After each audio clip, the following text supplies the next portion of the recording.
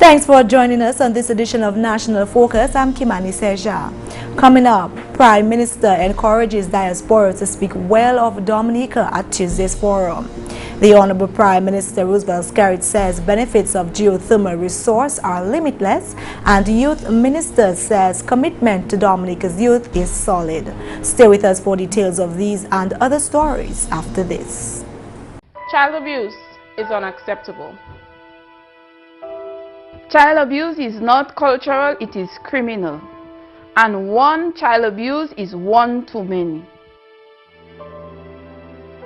For more information on child abuse or to report suspected cases on child abuse, contact the Social Welfare Division on 33 Great Marlborough Street or call 266-3020 or 266-3080. Welcome back.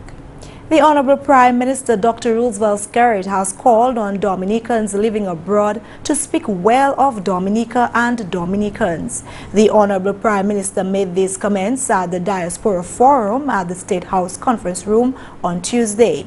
The Labour Party administration over the years has made meeting with Dominicans living overseas an integral part of the independence celebrations. We need Dominicans selling Dominica. We need Dominicans selling Dominicans. We need to speak of our friendliness, of our brilliance, of our kind and loving nature as a people. We need to speak of our mature system of government and respect for the rule of law. I have always contended that given the number of Dominicans resident in Europe, North, South, and Latin America, and the Caribbean, no one should in this day and age be confusing Dominica with the Dominican Republic. Honorable Skerrit also expressed deep gratitude for the support of the diaspora after Tropical Storm Erica in August 2015. He spoke highly of the island's ability to bounce back after the disaster. More importantly, he stressed on the aim of government to build back better and stronger. Tropical Storm Erica taught us the valuable lesson of the need for constant retooling. Clearly, after such a horrific experience, we have to be mindful of the potential impact of natural disasters on Dominica, and we must plan for and build around this. That is why the government has embraced the theme of building back better, for we are determined to ensure that our infrastructure is rebuilt and reshaped to withstand all to which we are susceptible. You would see as you journey around Dominica, several areas marked up and marked out for future action. We have not rushed the process of replacement, for we are bent on benefiting from the best available technical advice in the redesign and rebuilding of our roadways. Honorable Skerrit also outlined the country's progress in education, agriculture, housing, and post-Erica reconstruction efforts. This year's meeting focused on encouraging Dominicans living overseas to make an even larger contribution to Dominica's economy through investment. The meeting was aptly themed, strengthening our commitment through investment. The Honorable Minister for Small Business Development, Roslyn Paul, addressed the gathering in that regard. Traditionally, the Dominican diaspora has been seen as a support system for families, particularly in terms of remittances and sending home the barrels, the food, the supplies, a very important role, and has also facilitated out-migration so that persons can be with families as a means of finding gainful employment. Increasingly though, the government and agencies such as the Investment Development Authority and community-based organizations perceive the diaspora in a much broader development light. Today, the diaspora can be viewed as an asset which increasingly can help our country to turn around the negative consequences of migration into long-term development benefits. The opportunity for investment also exists within the geothermal sector. The Honorable Minister for Energy, Ian Douglas, explained that government's pursuits in developing Dominica's geothermal resource has been satisfactory. He told the audience that government's vision is to encourage business in Dominica with a cheaper and more reliable source of energy. Our goal is to be able to provide a cheaper, more reliable source of energy to our people, in keeping with our theme of being the nature island of the world. Remember, everything that we do falls under that brand. So the geothermal energy will really position us as the leading nature island, not only of the Caribbean anymore, but of the world. And that is what we'll be offering. So we'll be like let's say, an industrialized country like Trinidad. People move to Trinidad because they have cheap energy, because they produce oil. More companies will be able to move to Dominica and set up their businesses in manufacturing and other processes, because geothermal energy eventually and ultimately will allow us to have a more cheaper, reliable source of energy, and we are working very well on that. The Honorable Minister for Health, Dr. Kenneth Daru, also took the opportunity to speak of the country's progress in the health sector. He spoke extensively on government's plans for the new national hospital. It includes 16,500 square meters of new construction. For those of us who go back to the old imperial system, that's 177,604 square feet of new construction. 4,160 square meters of general repairs, that's to the existing buildings which are not going to be demolished.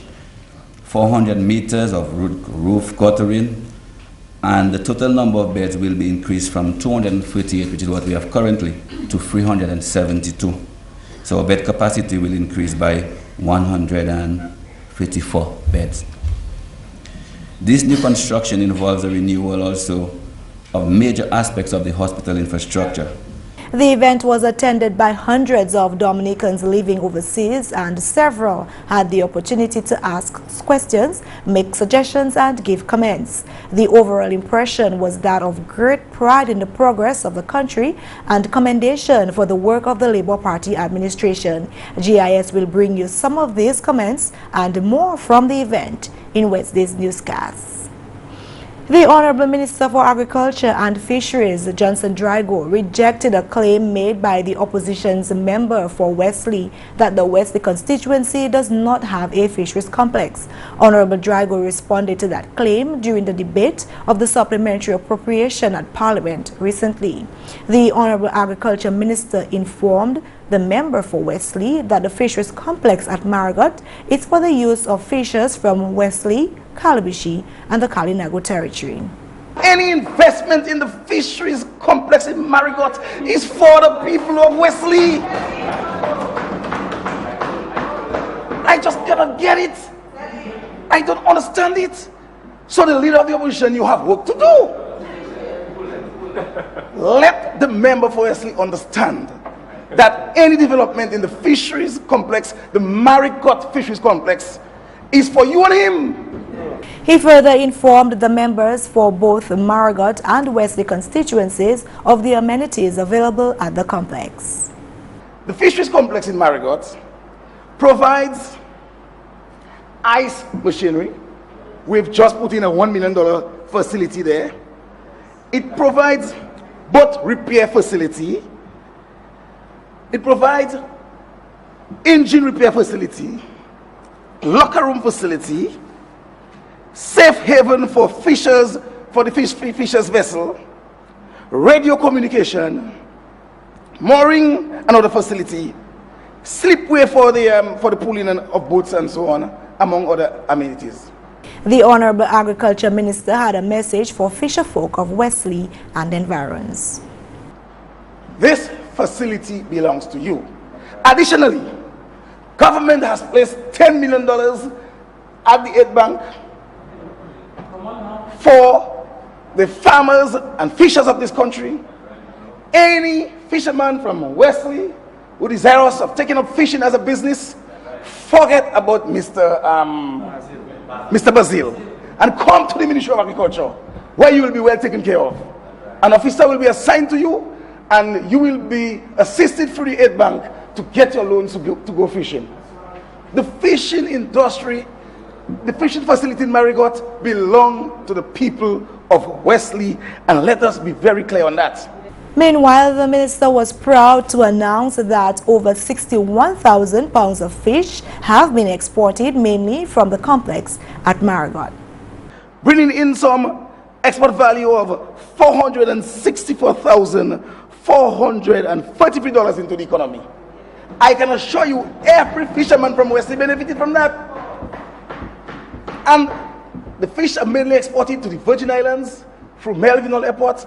It is so easy for the fishers of Wesley. In more news, the Honorable Prime Minister and Minister for Finance, Dr. Roosevelt Skerrit, believes that the benefits of geothermal energy are limitless. He was speaking during the debate on the Geothermal Resources Development Bill in Parliament last month. I believe that's where the world is going. That's where we have to go in order to create better opportunities for our people and to create new industries, to cater for the young people coming back from universities who would want to get higher paying jobs, better paying jobs. Our economy will be expanded. We might be able to compete in terms of manufacturing. And this is where countries which are leading the world and the region in manufacturing, they have access to cheaper sources of energy. They have access to cheaper sources of energy, and therefore they'll always be more competitive than the rest of us who have to rely on the importation of fossil fuels. He noted that the government of Dominica has always been a proactive supporter of alternative sources of energy. We have been a major supporter of renewable energy.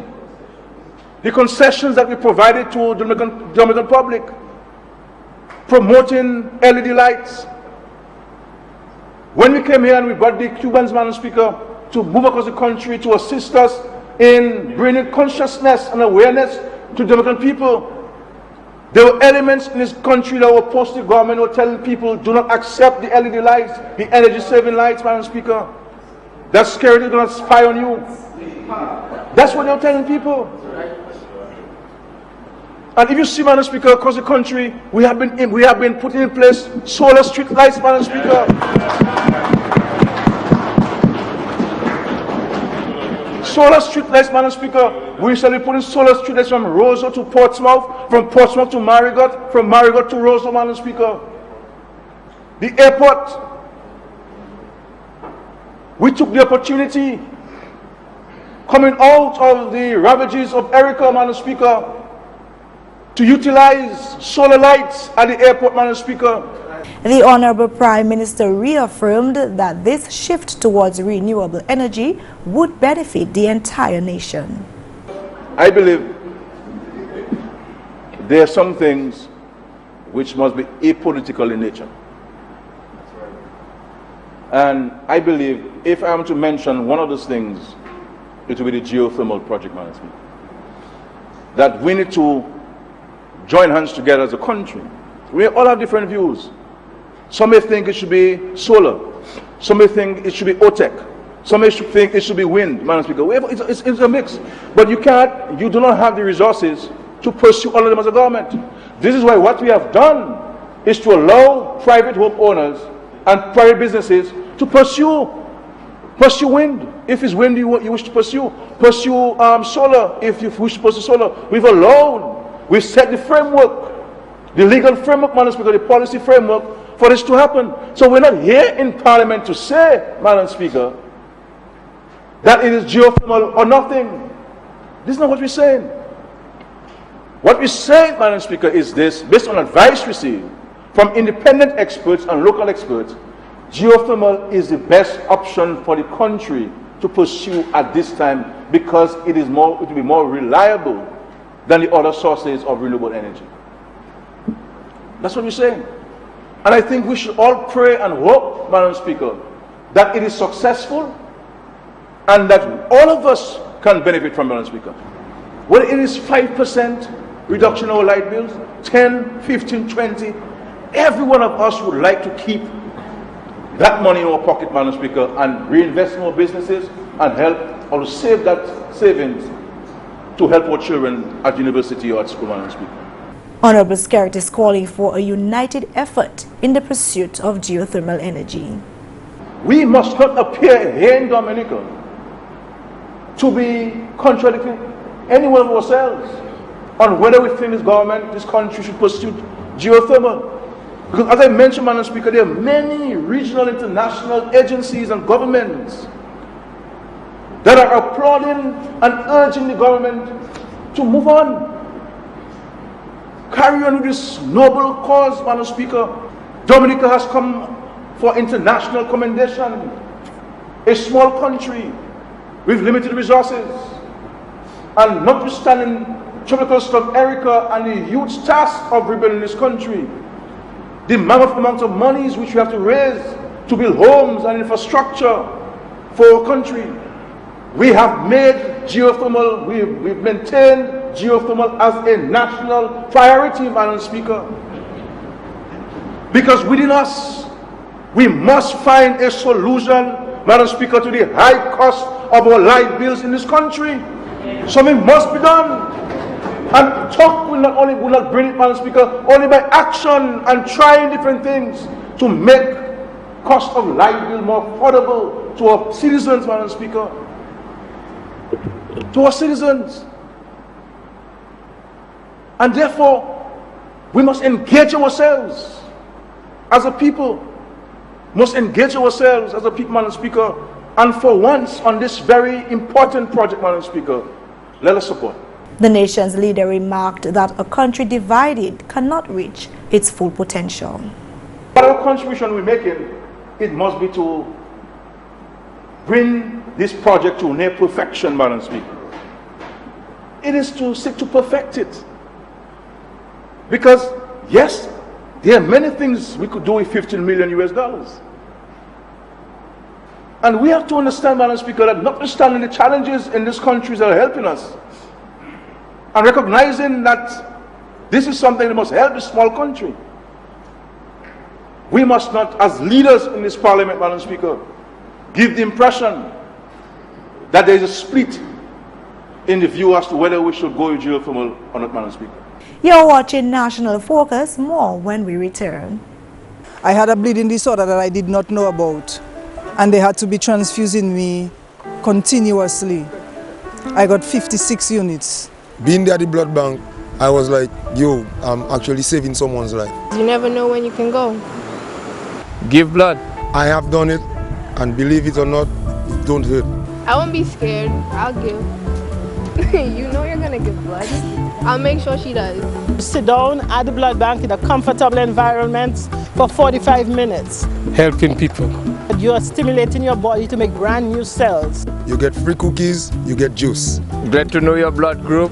Feels good. I felt as a better person. It's a good thing to be alive, and I can thank God that I'm there and I'm enjoying life.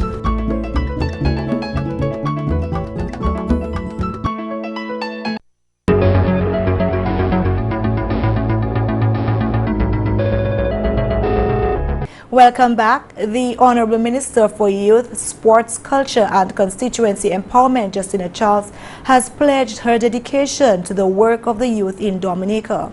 Honorable Charles, during Parliament on the 19th of October, revealed that of the expenditure for June 2015 to July 2016 from the supplementary appropriation, over $180,000 went to her ministry. $20,000 of this total was committed to the payment of rent for the office of the National Youth Council.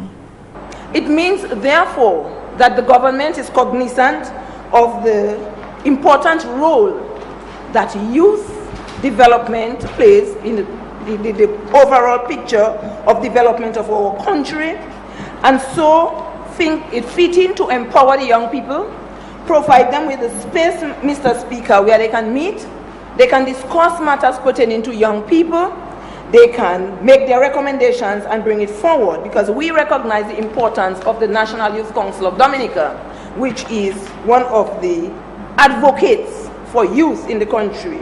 President of the National Youth Council, Senator Jaiziah Benwa, stated that this allocation was critical towards meeting the needs of office space for the NYC. And I really want to, on this note, commend the Honorable Justina Charles, Honorable Minister of Youth, culture and constituency empowerment, for really being a support to the council in spearheading our strategic partnership with the government of Dominica, and to the Minister of Finance for making the resources available to ensure that the ideas of the young people have a home in which they can flourish and can develop. And I can say that the National Youth Council is using this office space effectively to execute its work program, and we look forward to continuing to do so for years to come. And that's news. Your tip to a successful life is next.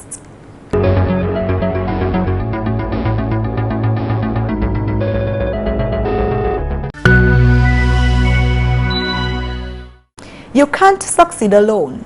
Every story of success is a story of people working together, each contributing to their own unique talents, skill sets, and abilities. Do what you do best and let others fill in the gaps. And that's all for this edition of National Focus. We always welcome your suggestions and comments. Drop us an email at gis@dominica.gov.dm or visit our website news.gov.dm. Like our Facebook page, facebook.com/GIS News Dominica, and follow us on Twitter at GIS Dominica. You can also catch up on past National Focus newscasts on our GIS Dominica YouTube channel. Live streaming is also available on our YouTube channel 24 hours a day. From all of us here on the GIS News production team, I'm Kimani St. Thank you for watching.